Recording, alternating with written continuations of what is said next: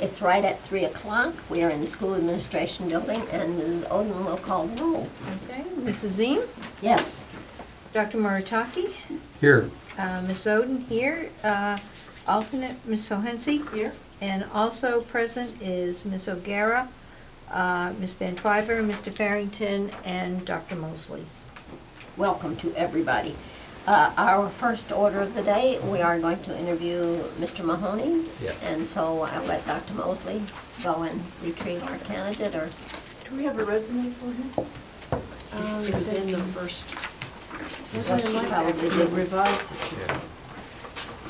Yeah, it's in the revised. There you go. So are we going Do you want me to go? to Yes, go get it? please, please, I'm sorry. I'll do it, I don't know that. I guess I got spoiled. You were doing it at the last meeting, so... I just forgot what you said. Hi, Hi, nice to see Welcome. you again, thank you. nice to see you. So I think you know everybody? I know everyone, I do, yes. Does everybody know? Maybe you'd like to introduce your... Pardon me for not recognizing That's you earlier. okay. Elizabeth Van Twyver, Board Sure, of Ed. very nice to see you. And so we'll go around. So, I'm Mrs. Ziem. David Murataki on the board. How are you? George Farrington. Nice to see you. Tato, I Keisha. didn't forget. So we are happy to have you here and look forward to a good discussion. Would you like to say a few words to start off, introduce yourself, or? Sure, absolutely. I am Mike Mahoney. I am currently the vice principal at Bicentennial School. I've been here in Nashua since college, 26 years now, my only employer. So, you know, you grow some roots. I'm very happy to be a candidate for this position. I had no aspirations to work anywhere else because, you know, Bicentennial was home. We have a lot of good things going on there. We have a lot of great people there, and that's a tradition I'd like to keep going as well. I think our departing principal, unfortunately, she's fantastic, and there's so much wisdom going out the door, and I'm fortunate to have worked alongside her for 9 years. So in some way I can keep a little bit of that with us, because the things about a school is it's the little things are the biggest things, and in many respects I know all the little things. So I appreciate this. Thank you. We're always delighted to have people that stay 26 years. We're hopeful that Dr. Mosley will follow that precedence. At least 26, I'll be no here. less. Good, that sounds wonderful to me. I have 3 kids. So do others on the board have questions for our candidate? Doris, maybe you want to, Doris had a tough one for you. Okay. Given the controversy over, I guess, recess, Sure. either withholding it for discipline or some of those issues, how are you going to work with your community of parents to work through that issue? Yeah, part of that issue is that I would really like to sit down and have a discussion with the 2 parents, because they are Bicentennial parents, because I hear a lot of things outside of school about the issue, but I really haven't been given the opportunity to really sit down and talk about it with them, and I'd really like to get their perspective on what it is they think is happening in the school, because I think there's a little disconnect between what's actually happening in our building and what's being portrayed. And if there's something that I don't know about, I want to know about it, because if there's an issue, then we need to resolve that. I would like to know what the definition of mass punishments means. Class punishments, because that no longer does happen, and I think we addressed that quite a while ago, and I know Mrs. Langell did. I do look at the elementary level. I taught in middle school, so we had after school, we had the late bus, we had detentions, we had a lot of different things, and when I got to elementary school we had recess. You know, we don't, you know, punishment isn't a word we like to use in elementary school. I like to look at everything as a learning opportunity or a mistake, and how do we learn and move on from that. So even the word punishment, you know, I don't really like the way it sounds at the elementary level. So I just want to have those conversations, and I would do that with any parent. And sometimes even at the building level, you just come to an understanding, okay, this is how things are, then let's move on from there. That'd be wonderful. I also have a follow-up, if I may. Yes. They were also told that they couldn't work through PTO to discuss some of these issues, so that might be another thing Sure. that needs to be opened Yeah, up. those have been topics at PTO, absolutely. I think part of it was, we didn't want PTO to be the conduit of information or to supply anybody with mass email distribution lists and things like that, because that's not really appropriate either. But we just want everyone to come to the meetings, Great. you know? The face-to-face thing, I think, is really important. Okay, thank you. Thank you. Ms. Van Twyver? Yes, thank you, Sandra, Mrs. Zine. We came on the board for two reasons. One is behavior problems that we were having, and the other thing is reading at grade level. Sure. Can you speak to those two things? What's the hardest problem that you've had as a assistant principal in dealing with students, and how did you resolve it? And then talk to me about your love of reading at grade level. Sure. Didn't want to prompt you there, but. Yeah, I wouldn't broad brush one thing as being a problem. There just are little instances of things, and in many occasions you see a similar thread of a problem as to why things are the way they are.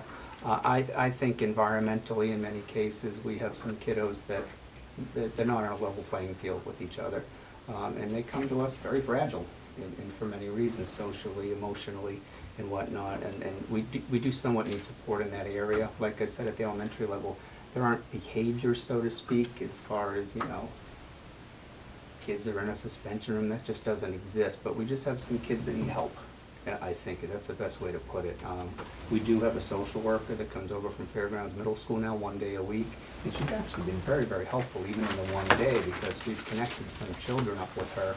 And have seen some really good results, and I think it's more about the support and the nurturing rather than how can we be punitive. But what type of problems have you had with these ones that you needed these social workers? Right. I think you can take every room in the building, and I think every teacher has something going on, whether it be just one kid, and that one kid maybe doesn't respond to a conventional classroom management approach, or whatever the case may be, and you need to really get a little more support. We are going to bring in some professional development in next year to kind of expand upon the behavior management system we put in place this year, which is all positive and rewarding kids for doing the right thing. But every now and then you have a kiddo or two that does not respond to the positive because they're not wired to.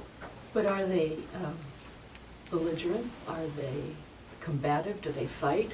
Well, I mean, what's the type of the nature of In those my problems? experience, no. We don't see a lot of that. No. We just see a lot of upset kids sometimes. Upset, being They just cranky don't know and where they want to crying be. and- Correct. you know, and how are the reading levels at Bicentennial? And what, did you make a lot of progress this year? We've made tremendous progress. We have a lot of kiddos that come in, they're just non-readers. They're not reading at all. They're at a level A, and we've seen tremendous, more than a year's growth in many, many cases this year. Some kids come in and they're already at grade level in September when they get there.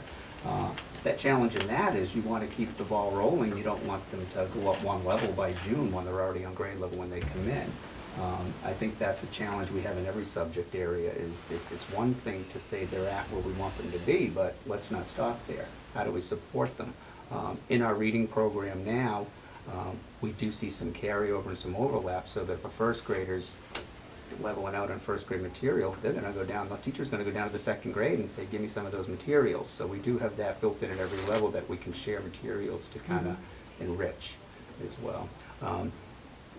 As far as the literacy piece, I think the early literacy skills, the early basic skills, even in math, never mind just reading, are so important. But those are the skills that need to be conveyed from a teacher to a parent on a regular basis. I think that the data that a teacher collects in the classroom on literacy, whether it be fluency, reading level, that's happening all the time, but that needs to be conveyed to a parent in a conference, in a conversation. And I think that's the most valuable data that we can even issue. Thank you. Thank you. Am I remembering correctly that I think when we spoke with you earlier, Sure. if I'm remembering it correctly, I was saying that they were talking about the drug problem and Yeah. how it's affected our kids, Sure. how even our younger kids it touches their lives when you go home and somebody said, the child goes home and mother's passed out because she needs Narcan. Sure. And so, and I said, well, we need drug educators. And I think you were the one who correctly said to me that we really needed mental health workers because you needed counseling for the whole family. Am I remembering that? Well, if that was correctly, I was thank you. impressed. I was very touched because It's it more broadened about me. what I see and what I know exists, and you don't wanna introduce something to 90% of the kids who wouldn't know what you were talking about. You just wanna have that support there for the 10% that really need it. Some of those instances are, we have a lot of kids that are transient, and sometimes it's because one parent couldn't care for the child for an extended period of time, and they get the help they need, and then the child's with a grandparent, or they're with an aunt, or they're in another town or another state for that matter, and they bounce around a little, and then they get back with their parent, and that's great. But then you have gaps in their education because, they've been out of school, or they've missed extended periods of time. So those are the things that I think helping to guide families in the right direction, not just help a kid on a daily basis, but helping families and helping parents access resources even within the community. And sometimes it's a community they're not familiar with yet. And so I think that's a real benefit to that. I was delighted to be corrected because I thought about what you said. Okay. And I saturated it, I think, actually, because it made sense when I thought about what you were saying. Right. That it's not just the child. The child is having a problem because the whole family is suffering. Right. So now, if you can bring them to, I really appreciate it. Oh, I appreciate you saying that. And Thank I you. have to say, I hope that our politicals need to know that, because frequently it is not our educators who make these decisions that are so critical to our kids. And so that's why, because I told myself, you need to listen better. and when you say something, be sure you know that I would have gone out, if it had been my choice, I would have hired an educator, and it wouldn't have done as much as this mental worker, or social worker, whatever Right, you might right. call it, because you would be working with the whole. And so I thought it was, I appreciated it more than I can tell you. Mrs. Oden. Yeah, congratulations. I worked for you a little bit when you Little came bit. to Amherst Street one day a week years Yeah, ago. one day a but- week. Yeah, and I know this has been a goal of yours for a long time, and you've had good mentoring from Kyle. You were really fortunate to have 9 years of Agreed. that. But I just was wondering, how would you describe what you want your leadership to be like at Bicentennial? What do you want to be known for? Oh boy, sometimes I don't want to be known at all. Just let other people be known. Sometimes that's not a good thing. I just think fairness in everyone, whether it be from the staff standpoint, a parent standpoint, or a student standpoint. It doesn't, or the kitchen, or the custodians. I just want everyone to be treated the same. I view all these people as colleagues, and anyone who steps foot in that building that works for the school district is a colleague of mine. I want everyone to feel that way, everyone to be treated fairly, and know that I'm a fair person, and I'm open, and I'm available, and I kind of place myself last in the line as far as what's important, to be honest with you, because there's nothing about it that's about me. And so that's why I don't want to be known. Thank you. Thank you. Dr. Mortaki. Yes, thank you. In the years since about 2013, this district was, at least in the curriculum and instruction area, we were basically all wrapped around the axle trying to implement the Common Core standards, which at the time we believed were mandated by the state. At the same time, we were trying to put into place the rubrics that we needed for our competencies. And one of the things that the curriculum and instruction teams admitted year after year was that we only had enough time when we were establishing the curriculum for our schools, including the elementary schools. We only had enough time to align them perfectly, like a laser beam, with the 85% of the Common Core that was mandated for all states here in Nashua. In the years since, we've been hearing, we on the board have been hearing some complaints from some teachers and some parents that they feel that the instructional requirements in many instances are inappropriate for grade level or inappropriate for their child. So one of the things that we've been talking about is to do, once we get a little more time and some breathing space, that we need to do a bottoms-up review of the curriculum standards that we put into place a number of years back. So how would you anticipate that might go at your school? And how would we, or how should we proceed in doing that kind of review, just to make sure that what we're teaching in our classrooms is consistent for what our students need?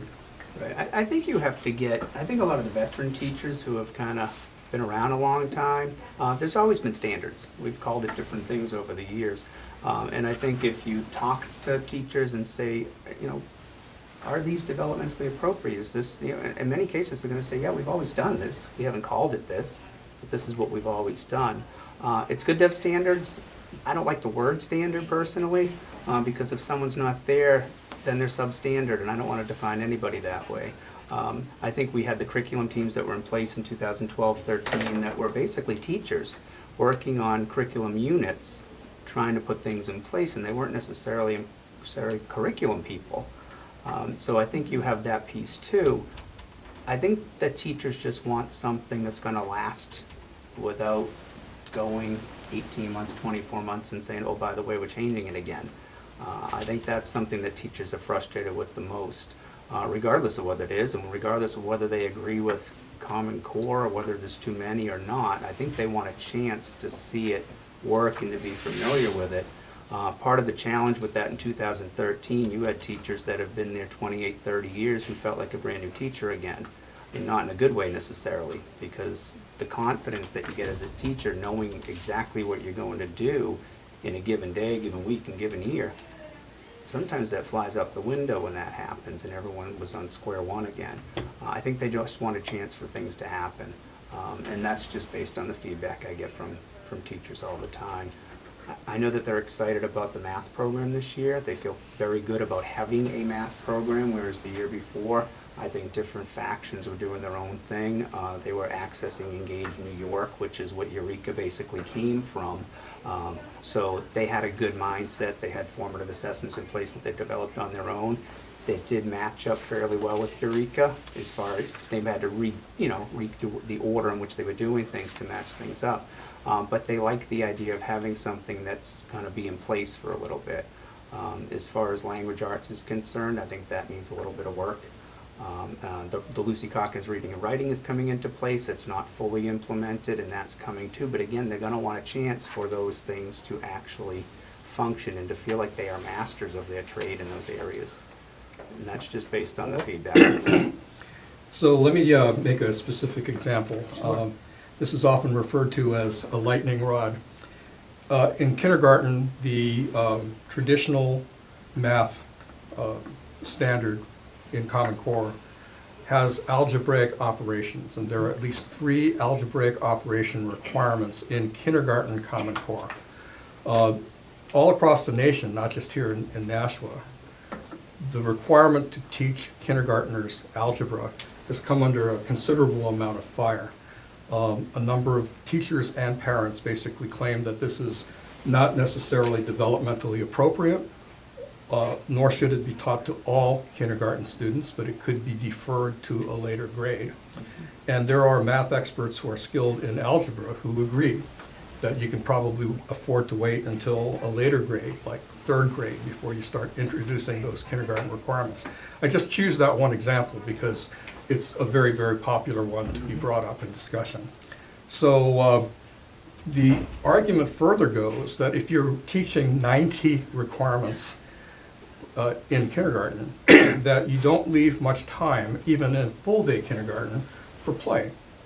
So that's another point of discussion is, should we have a more play-oriented curriculum at the lower levels, like kindergarten? So that's why I asked the question. It's certainly a topic that has a lot of people asking questions. Right. I mean, just to kind of spin off that a little bit, I'm excited about full-day kindergarten because my kindergarten teachers have been dying for the kids to have more play, and I couldn't agree with them more.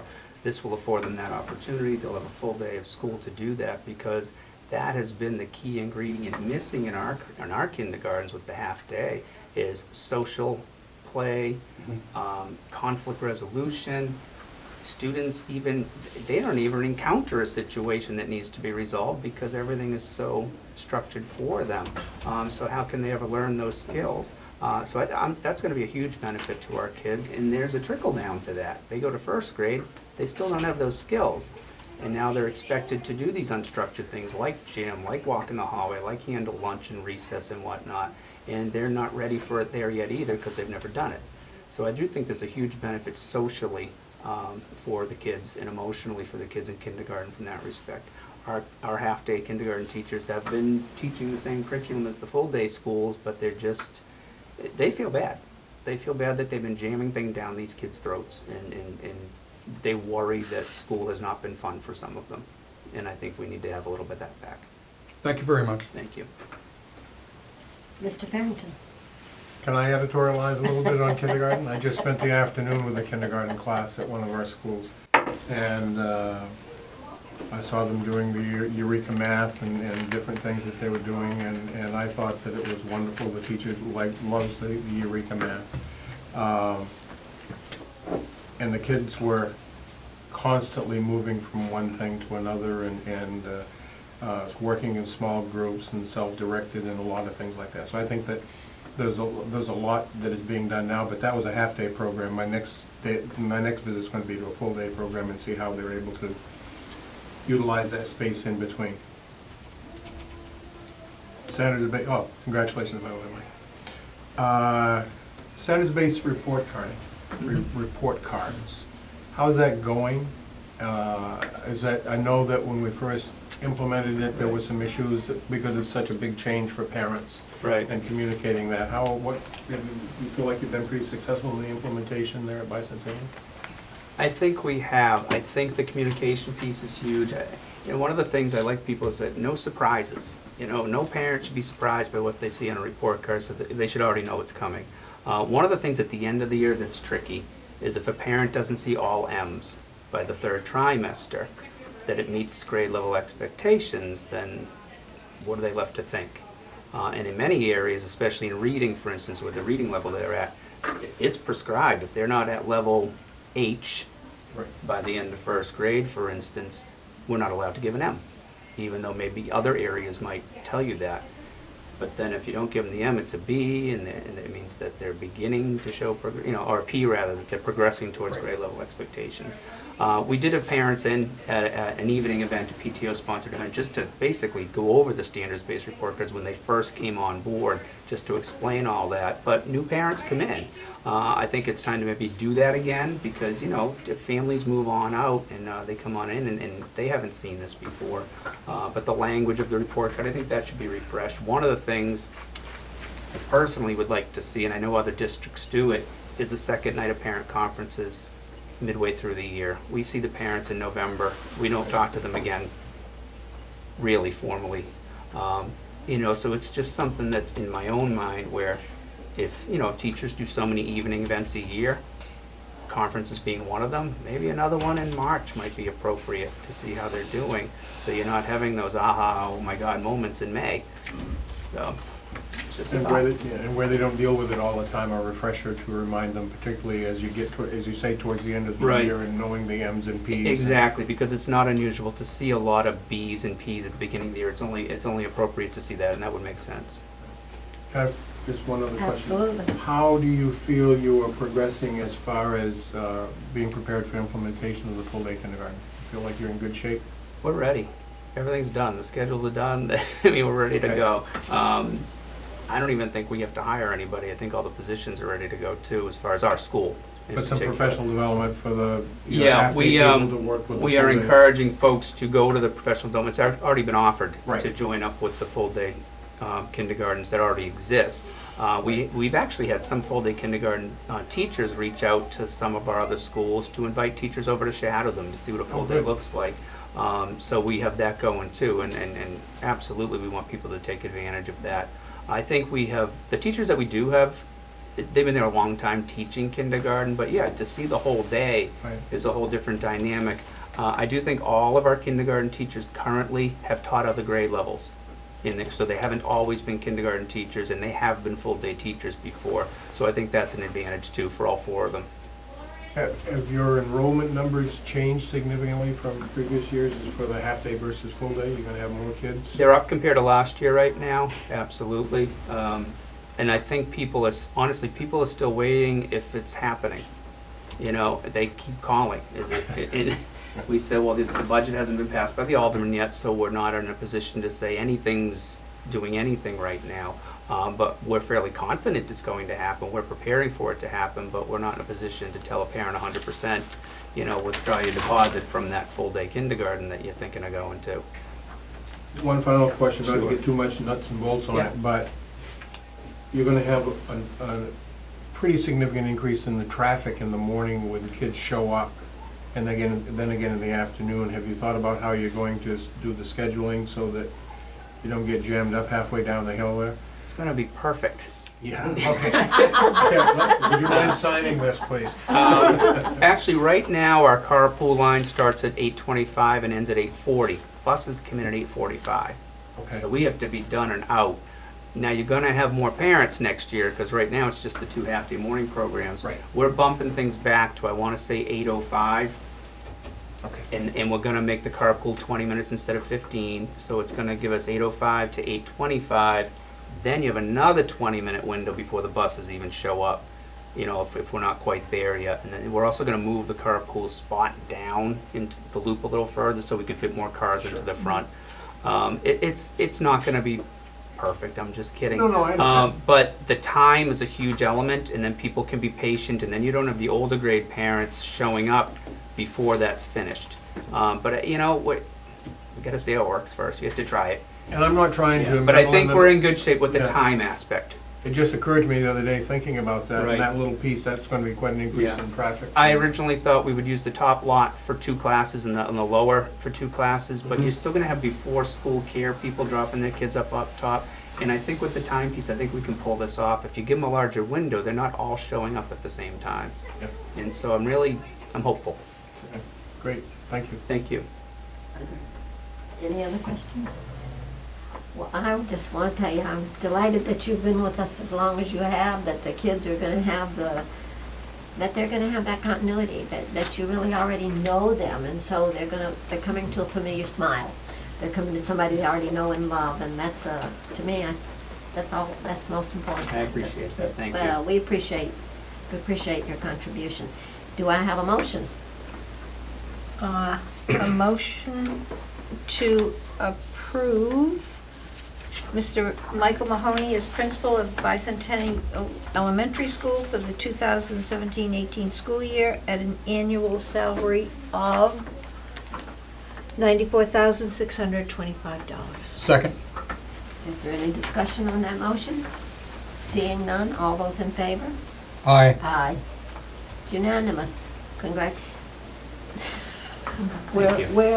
I'm delighted. And the kindergarten, I don't know which one I'm most excited about. I think that the kindergarten is so exciting.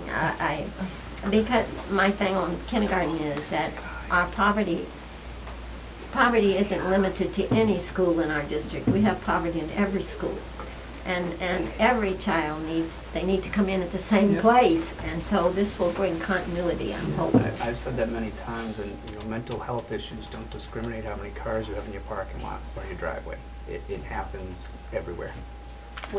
Our nation seems to be, that area seems to have an increasing need, does it? That's kind of sad, but anyway, so, is there anything you'd like to say to your public before you? I just want to say thank you to all of you for putting your trust in me. I really appreciate it. Well, I think you've already proven worthy. Thank you. Thank you very much. Yes, we're delighted. Congratulations. Thank you. I Delighted, appreciate that. absolutely. Thank you. Thank you so much. Thank you.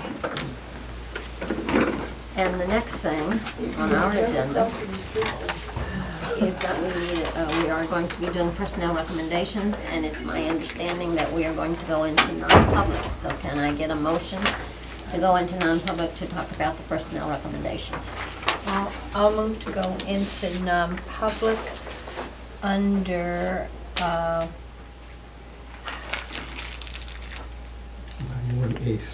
2A. yeah, 93, under RSA 91A 32A, the dismissal, promotion, or compensation of any public employee, or the disciplining of such employee, or the investigation of any charges against him, unless the employee one, has a right to the meeting to request an open meeting. I'm not sure that's on, but That it's might be dismissal, B. promotion, the hiring of any person as a public I think it's employee. B2. Thank you, B? Mrs. O'Gara. Okay. So we will amend that. 91A3 to B, the hiring of any person as a public employee. I'll second. Thank you. Then, if there's no discussion, all those in favor? Did you want to discuss Roll it? call. Oh, roll call, yes, I'm sorry. Okay. Thank you. for Mrs. the reminder. Ziem? Yes, Dr. Marataki? Yes. Mrs. Oden, yes. unanimous. We are now in non-public, and we'll give the cameraman a minute to shut down. I'd like to reconvene this meeting of the Human Resources. At this time, I need a motion to seal the minutes. Motion to seal the minutes under RSA 91A3, 3. Second. Roll call. Yes, it's me. it's roll call, but is it B? It's B, right? Oh, okay. Thank you. 3.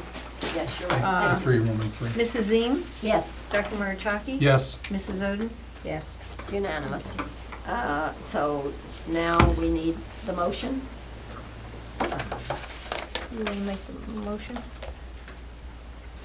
Motion to accept the personnel recommendations revised, dated May 25th, 2017, with the exceptions of numbers 1, which is the change of status, Erin Anderson, teacher team facilitator to peer coach, Mount Pleasant Elementary for the 2017 to 2018 school year, removed. Number 5, change of status, Brenda Lemon, teacher team facilitator to peer coach, Fairgrounds Elementary for the 2017 to 2018 school year, removed. And item number 16, resignation, Tiffany Hyatt, assistant principal, Lead Street Elementary, effective May 31, 2017, removed. Any comments, discussion? Seeing none? This is a roll call. No, Second. all those in favor? Aye. Aye. It's unanimous. I was remiss earlier in that I didn't welcome Dr. Mosley. It was brought to my attention that this is his first public meeting with the National School Board, and so we're happy to have you. Obviously, personnel issues become very near and dear to a superintendent's heart, and happy to see that we're getting some great people. So it was that. Mr. Mahoney is wonderful. I think he will be a real asset to the school. And having said that, Mrs. Hohensee. I'm under new business. I would like to ask the committee if they would ask the current interim superintendent if she would like to have an evaluation as part for her existing contract, or whether she wants to forego that. Give her the opportunity to make a decision on that.